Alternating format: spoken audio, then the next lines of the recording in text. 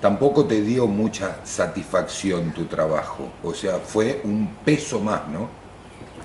Sí, fue complicado.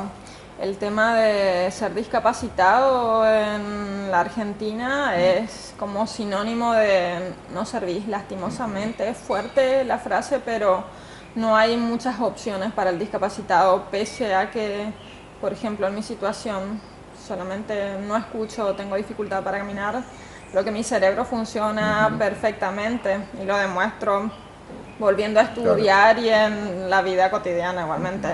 Pero después de lo que me sucedió, no pude volver a trabajar nunca más, pese a los pedidos. Y es una situación conflictiva todo el tiempo, la situación de estar de licencia y que algunos lo toman mal, algunos colegas o quizás tu suplente piensa, sí, no quiere trabajar o cobra pero no trabaja.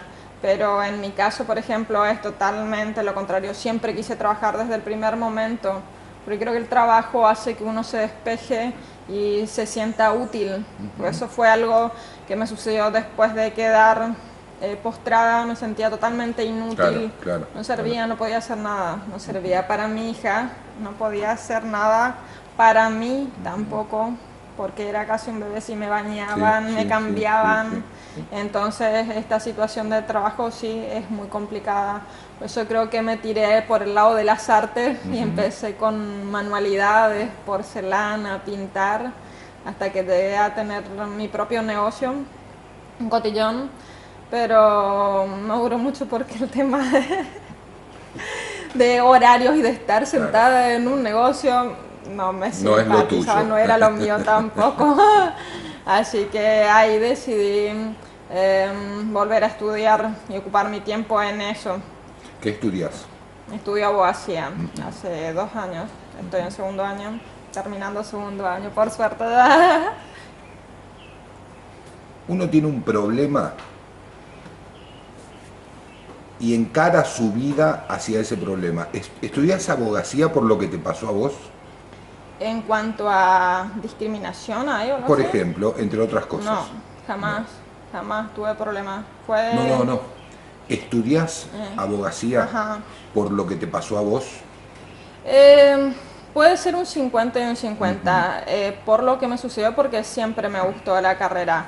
Pero después de lo que me sucedió, encontrarme con tantas trabas y con tanta injusticia realmente en el sistema, creo que fue el Claro, puntapié claro, final de decir no basta, algo hay que hacer, y creo que la única forma es teniendo las herramientas, conociendo las leyes, manejándolas, claro, claro. y con el título es otra cosa, no es lo mismo que diga fulanito tal que diga el abogado, porque La ahí doctora. Claro, claro. se acata sí o sí. Estuve cansada de que se burlen y de que haya tanto desmanejo y manoseo en las situaciones. Con toda esta, con mi juicio, por ejemplo, los manoseos, los deslices, los peritajes. Si uno llega a contar todo, puede escribir un libro y el que lea va a decir, no puede ser, eso no puede Denigrante, ¿no? suceder. Es denigrante. Sí, Los peritajes, denigrantes. eso.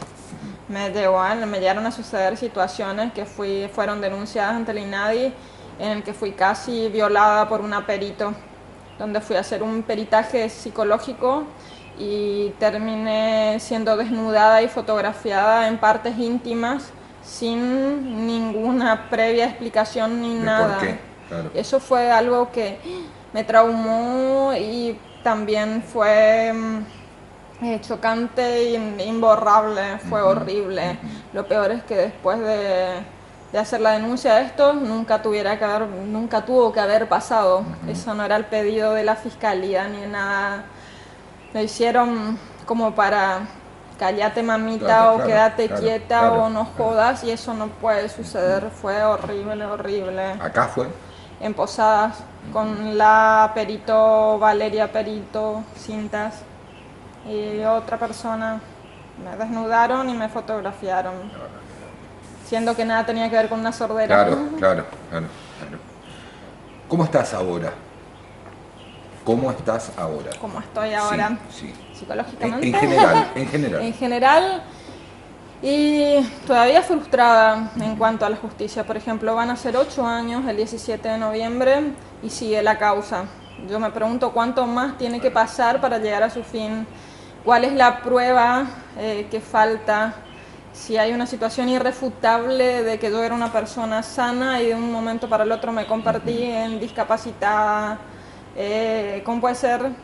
Los médicos, por ejemplo, hoy siguen trabajando normalmente y a mí se me arruinó la vida en el sentido laboral y en muchos otros. Se me cerraron las puertas para la mayoría de las cosas y ellos siguen, vos ves, a lo mejor económicamente tienen más autos, casas, su sanatorio y vos, nada, espero que algún día sea la justicia, pero que llegue. Claro. Porque yo no espero el resarcimiento económico, no me va a devolver jamás la audición, ni los dolores voy a perder, ni me van a devolver el tiempo que perdí con mi hija. Pero por lo menos necesito que la justicia dictamine una vez en la vida de día si ellos son culpables y que eso no vuelva a pasar. Porque lamentablemente, después de que me pasó a mí, le pasó a muchas mujeres más en la zona Roca, San Ignacio, con los mismos médicos.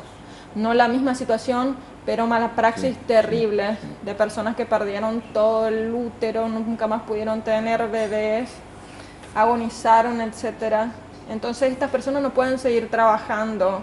Para mí son pseudo médicos. Claro.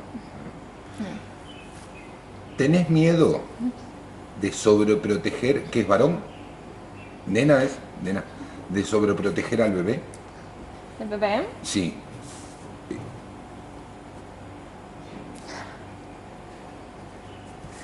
¿Tenés miedo? Sí. ¿Tenés miedo? Creo que soy una madre sobreprotectora, entonces. Pero al extremo, o sobreprotectora como puede ser tu vieja, mi vieja o cualquiera. No, después de lo que me sucedió, ser madre, creo que te vuelve así, como había leído un chiste la otra vez, lo tengo a mi hijo en un tupper, si fuera por mí lo tendría todo el día encerradito para que no se ensucie, no se lastime, porque verlo, no es bueno. Eso no es bueno, pero creo que a veces estas situaciones te marcan y te dejan con tanto miedo de que le suceda algo, porque hoy en día si me sucede algo a mí no importa, pero si le sucede a mi hijo, no sé cómo podría soportarlo. Yo daría lo que sea de mi cuerpo, lo que fuera, porque ellos estén perfectos. Es complicado, pero la vida me hizo así en este momento. ¿Qué te lleva, o qué te llevó antes a seguir adelante?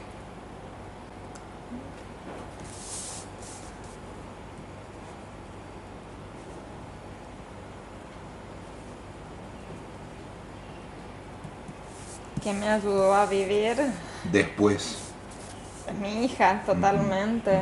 Mi hija fue todo. Yo quería estar para ella y tenía que estar bien por ella. ¿Bajaste los brazos en algún momento? Y volver a caminar, pese a que no tenía mucha fuerza. Yo después de eso viví con mi mamá. Sí, sí. Y como dije, ella hacía todo por mi hija. De un momento dije, no, yo soy la mamá. Ella tiene que entender que le tocó esta mamá, así a lo mejor con problemas a la edad, pero es lo que hay. Y dije, mami, no me voy a vivir sola de nuevo porque yo vivía sola. Entonces me fui con Agustina y nos fuimos a una casa sola y tenía tantos miedos y decía, ¿cómo voy a hacer? ¿Cómo voy a hacer para saber cuándo le doy la leche en la madrugada? ¿Cómo voy a saber cuándo llega alguien a casa? Y a pesar de que otros instintos se van desarrollando, ella por ejemplo era un bebé y a la noche durmiendo conmigo me tocaba el brazo y me hacía la señal. Y era chiquitita, entonces había leche, me iba a preparar la leche. Venía alguien a casa y ella no hablaba mucho, me decía, aplauden. Entonces los hijos se adaptan también, a los padres. Claro. Y fue hermoso, eso es reconfortante saber que uno puede, que no importa, no hay trabas en la vida, que a pesar de que no escuches o de que tengas otros problemas, por ahí me arrastraba cuando estaba cansada en casa y hacía las cosas, moviéndome de costado, pero era feliz porque lo podía hacer. ¿A futuro qué? Futuro. Futuro. Espera, después. Corte.